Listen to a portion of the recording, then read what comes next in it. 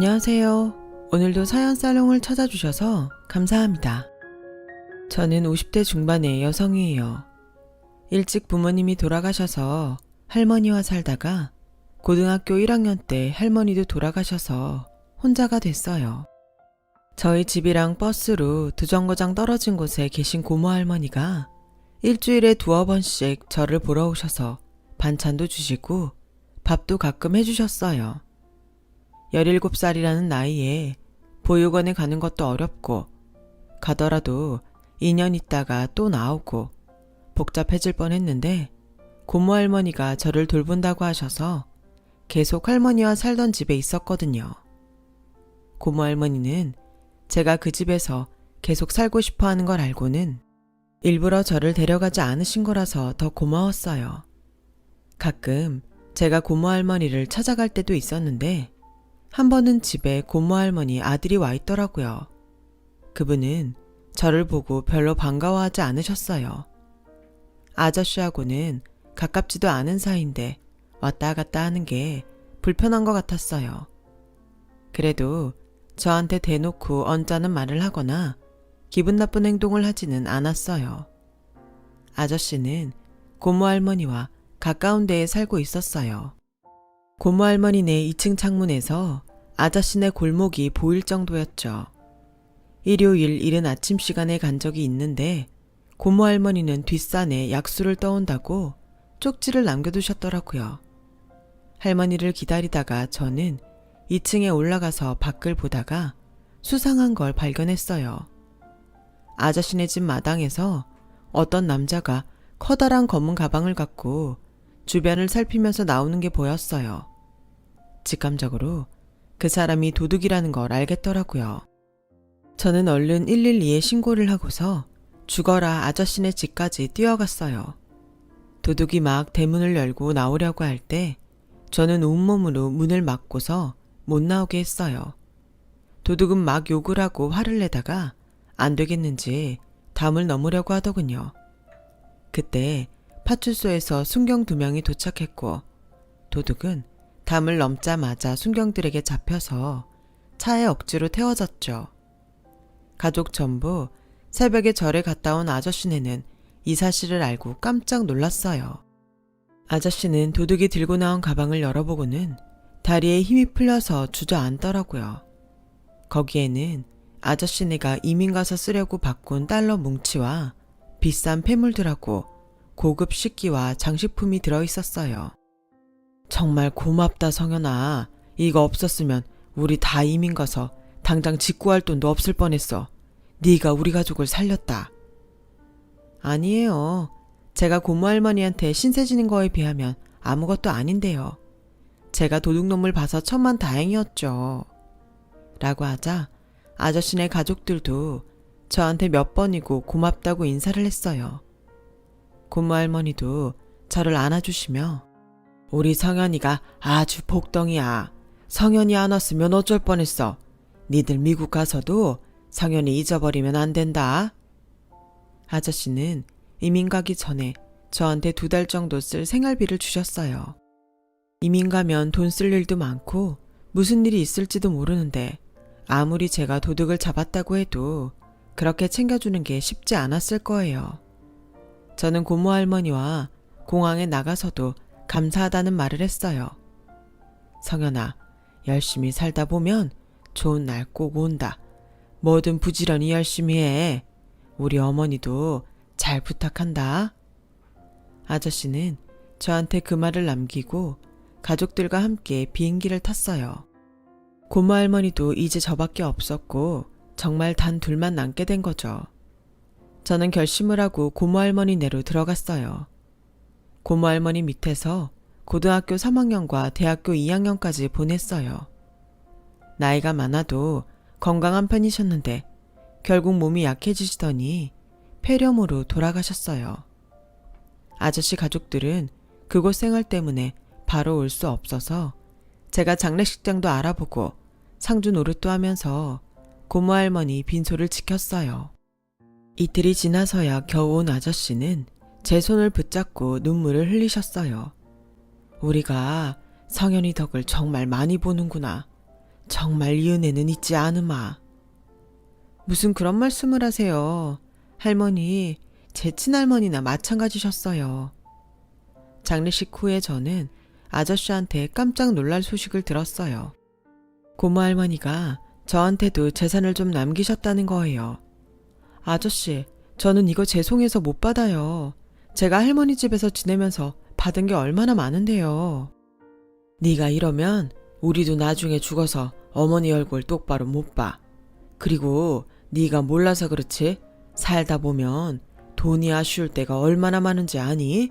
어머니가 아마 그런 것까지 생각하실 거야. 어른 성의 무시하면 못 써. 그냥 받아둬. 제가 이걸 어떻게 다 갚으면서 살아요. 네가 착하게 열심히 살면 그게 갚는 거야. 그리고 갚긴 뭘 갚아. 우리도 너한테 받은 거 많아.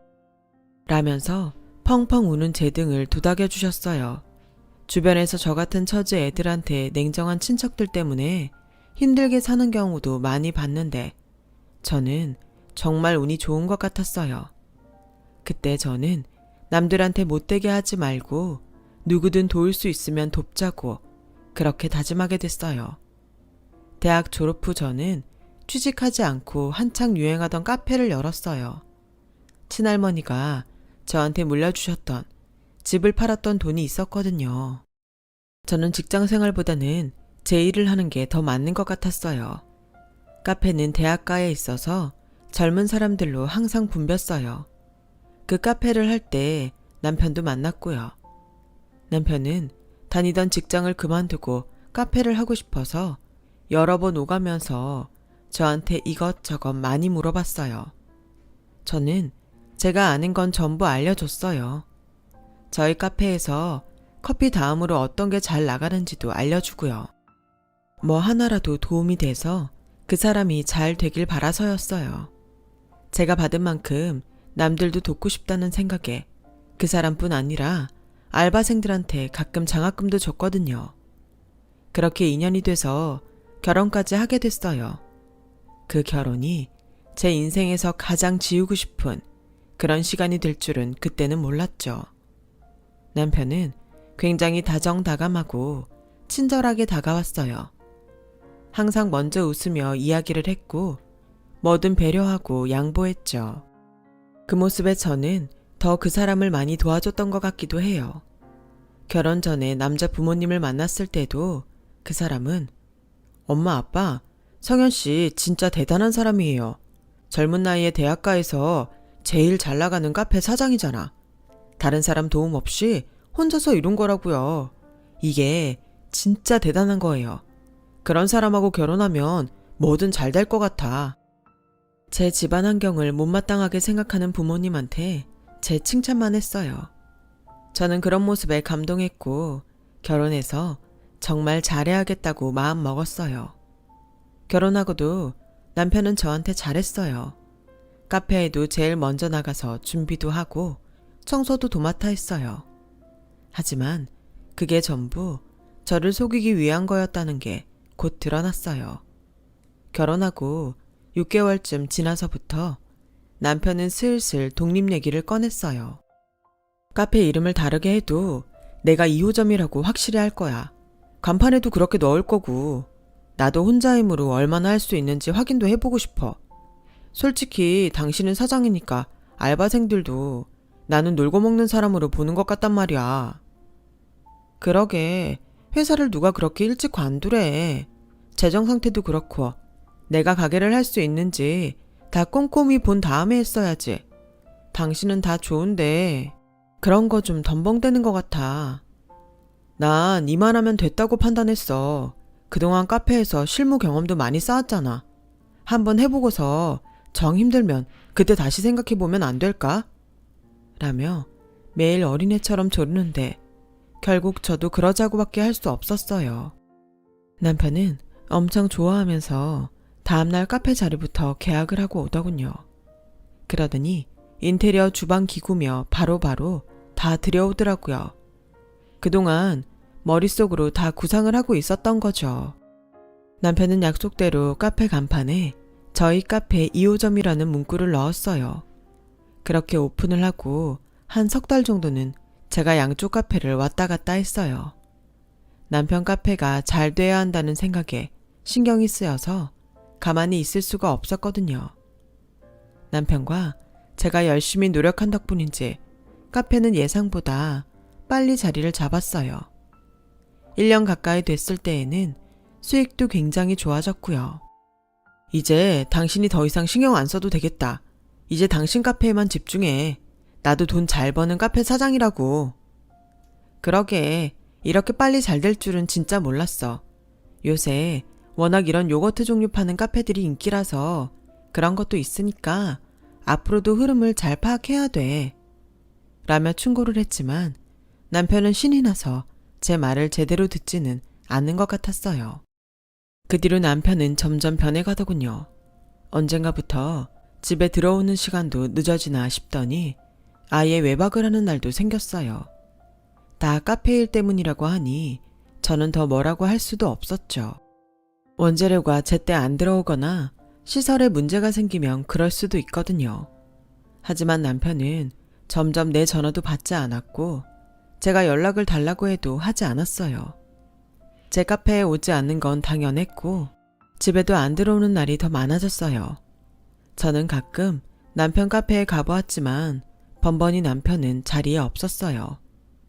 그렇게 몇 번이나 들러도 눈치를 못 채다가 어느 날 간판이 바뀐 걸 알게 됐어요. 간판에는 제 카페 2호점이라는 말도 빠졌고 상호도 바뀌었더라고요. 아무래도 이상해서 이것저것 알아보니 남편은 제가 만든 요거트도 자기 걸로 특허 출원을 냈고 독특한 음료 이름도 전부 특허 신청을 했더라고요.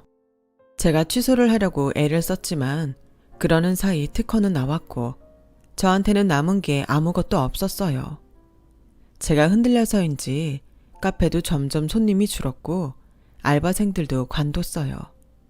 그러다가 정말 충격적인 걸 알게 됐는데 남편이 저희 카페에서 디저트 만드는 직원을 빼간 거였어요. 그 직원은 제가 옮기는 걸 찬성했다는 남편 말을 그대로 믿고 월급을 올려준다니까 좋아서 갔더라고요. 모든 사실을 알고 나서는 미안해했지만 어쩌겠어요. 하지만 저는 그 직원이 저한테 한마디 말 안 했던 게 어느 정도는 남편 혼자 일을 벌이는 걸 알아서라고 생각했죠. 남편은 물론이고 직원한테도 너무나 큰 배신감을 느꼈어요. 남편과 연락하기 위해서 계속 전화를 걸었더니 결국 받더군요. 진짜 귀찮게 왜 이래? 뭐야? 무슨 전쟁이라도 났어? 당신 지금 어디야? 꼭 만나야겠으니까 얼른 어디 있는지 말해. 안 그러면 나도 가만 안 있을 거야. 라고 으름장을 놓자 남편은 그제야 자기가 있는 곳을 알려줬어요. 기가 막히게도 그 사람은 고급 호텔에서 지내고 있더군요. 저는 거기서 남편이 다른 여자와 팔짱을 끼고 나오는 걸 똑똑히 봤어요. 그날은 온몸이 떨리고 진정할 수가 없어서 지켜볼 수밖에 없었어요. 남편은 그 호텔을 나오자마자 다른 곳으로 옮겼어요. 제가 찾아오지 못하게 하려는 거였죠. 그 호텔에서도 남편은 전에 봤던 여자와 같이 들락거렸고 저는 큰 맘 먹고 두 사람이 나오는 걸 기다렸다가 그 앞에 나타났어요. 남편은 눈 하나 꼼짝하지 않고 오히려 짜증을 내더군요. 여길 어떻게 왔어? 지금 나 미행했어? 와, 진짜 미치겠네. 라더니 제 팔을 붙잡고 여자한테서 멀리 떨어져서는 사람이 왜 그렇게 눈치가 없어? 내가 집에 안 들어가고 전화 안 받으면 끝이라는 건 몰라? 꼭 하나하나 찝어서 알려줘야 돼? 우리가 가볍게 연애하는 사이야? 몇 번 보고 말아도 되는 거면 나도 그렇게 생각하지. 우리 부부야. 그러니까 나도 이러는 거지. 그게 뭐가 그렇게 대단한데 10년, 20년을 살아도 헤어지는 마당에 꼴랑 1, 2년 살았다고 엉겨붙지 말라고. 되게 질척거리네. 남편 말에 충격을 받은 저는 시댁을 찾아갔어요. 그런데 시어머니는 한술 더 떠서 저를 대문 밖에 세워두고는 네가 우리 준우 사는 데까지 쫓아가서 난리 폈다며. 사람이 살다 보면 마음이 변할 수도 있는 거지. 너도 참 구질구질하게 산다. 사람이 맺고 끊는 게 깔끔해야지. 어머니, 이게 그럴 일은 아니죠. 엄연히 제가 아내이고 이혼을 한 것도 아닌데 집에 들어오지도 않고 다른 여자를 만나잖아요. 그럼 이혼해. 네가 그렇게 이해심이 부족하면 이혼하면 될 거 아니야. 이래서 가정환경 나쁜 애들은 안 된다니까. 무슨 일만 생기면 지들이 피해자인 척해. 네가 오주개를 못살게 굴었으면 그 착하고 네 편만 들어주던 준우가 밖으로 놀고 집에 안 들어가겠냐고. 라는 시어머니의 억지에 말문이 막히는데 안에서 시아버지까지 동네 창피하게 시끄럽게 굴 거야. 얼른 보내고 들어와. 저는 그제야 이 집 식구들이 똘똘 뭉쳐서 저를 쫓아내기로 했다는 걸 깨달았어요.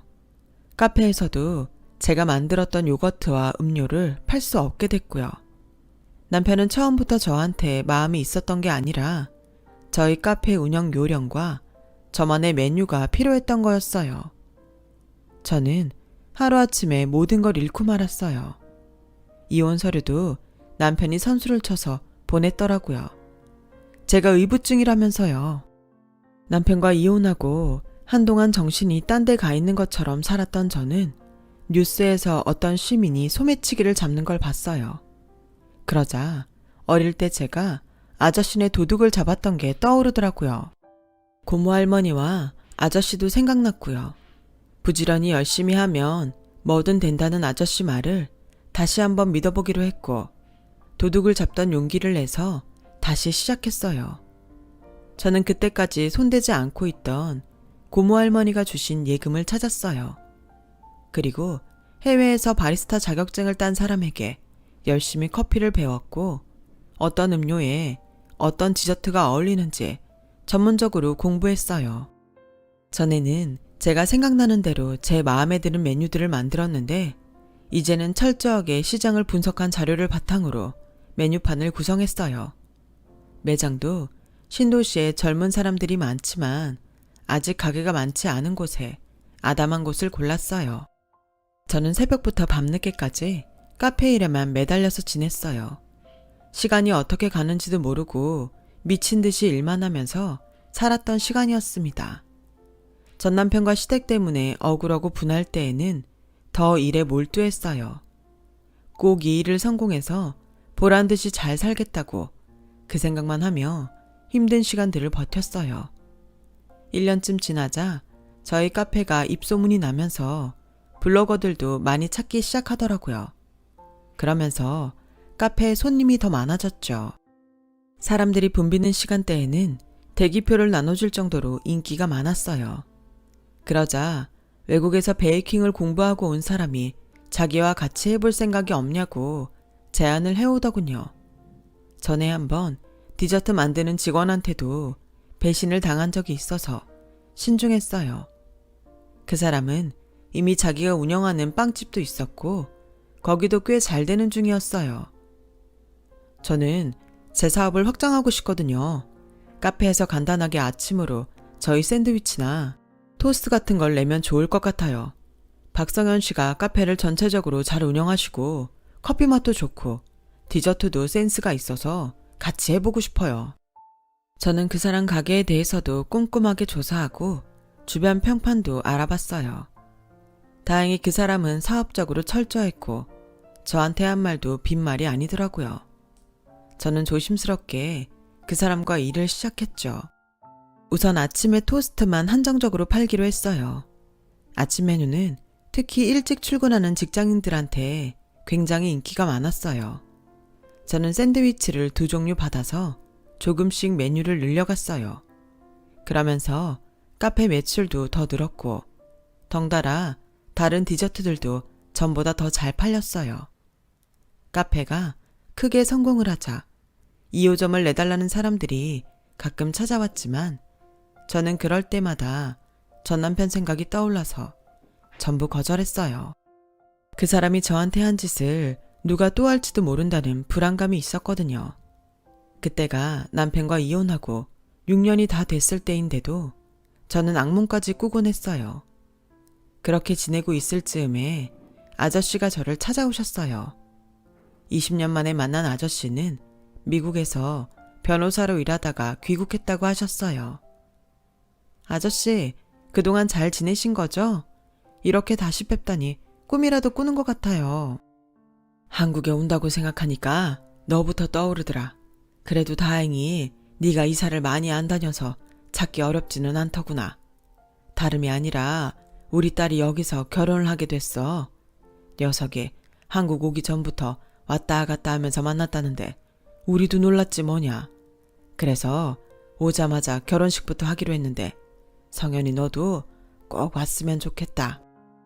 축하해요, 아저씨. 그 귀여웠던 꼬마가 벌써 결혼을 하네요. 정말 잘 됐어요.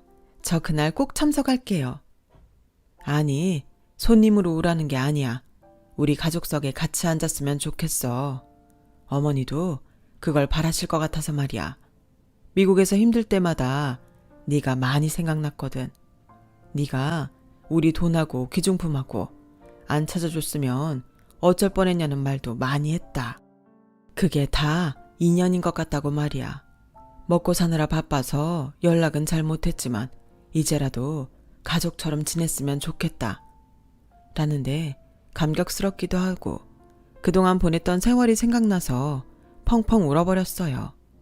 아저씨는 제 전남편과 시댁 얘기를 듣더니 어떻게 그런 사람들이 있냐며 막 화를 내셨어요. 걱정하지 마라. 앞으로는 아저씨랑 우리 집사람이 너 그런 일 안 당하게 해줄게. 라며 토닥여주시고 결혼식 전에 저 입으라고 한복까지 보내주셨어요. 그리고 결혼식 날이 돼서 저는 한복을 입고 강남에 있는 미용실에서 머리와 화장까지 받고 결혼식장에 갔어요. 제가 너무 일찍 도착한 바람에 아저씨네 가족이 자리에 없었어요. 저는 신랑 측 사람을 보다가 어딘가 낯이 익다 싶어서 살폈거든요. 그런데 그 사람이 전에 제 결혼식 때 신랑 측 축가를 불렀던 전 남편 친구였어요. 저는 몸이 떨리기 시작했어요. 화장실에 가서 정신을 가다듬고 나와서 한쪽에 숨어서 신랑 측을 봤죠. 그랬더니 전 남편과 시댁 식구가 신랑 대기실에 있는 거 아니겠어요? 전 남편은 신랑 예복을 입고 가슴에 꽃까지 달았더군요. 시어머니와 시아버지는 미국에서 변호사를 하다가 온 집안이랑 사돈 맺는다며 입이 찢어져서 신이 나 있었어요. 저는 머리가 다 어지럽고 토가 나올 것 같았어요. 그리고 그때 막 도착한 아저씨를 붙잡고 조용한 데로 가서 모든 걸 말했죠. 진짜냐? 저 사람이 너랑 결혼했던 그 남자야? 너 이용해 먹고 의부증으로 위자료 한 푼 안 주고 이혼한 그 남자? 우리한테는 요식업 하느라 연애 한번 못 해봤다고 했는데 어떻게 이런 일이 있냐? 라며 바들바들 떠시더라고요. 그러더니 잘 알겠다며 이제부터 우리가 처리하겠다고 하시더군요. 결혼식 시간은 점점 다가오고 하객들도 거의 다 왔을 때였어요. 전 남편은 신부 가족들이 신부 대기실에 못 들어오게 하자 혼자 식장 앞에서 어쩔 줄 모르더군요. 그러다가 신부를 빼고 아저씨와 아주머니만 나왔고 그에 맞춰 웬 건장한 남자 두 사람이 식장에 왔어요. 박준우 씨 맞으시죠? 당신을 사기 혐의로 긴급 체포하겠습니다. 묵비권을 행사할 수 있고 변호사를 선임할 수 있습니다. 저희랑 같이 서로 가시죠. 아니, 제가 무슨 사기를 쳐요. 이게 무슨 일이에요? 장모님, 장인어른, 저 억울합니다. 저 아무 짓도 안 했어요. 라며 버티는 전 남편 앞에 제가 나타났어요.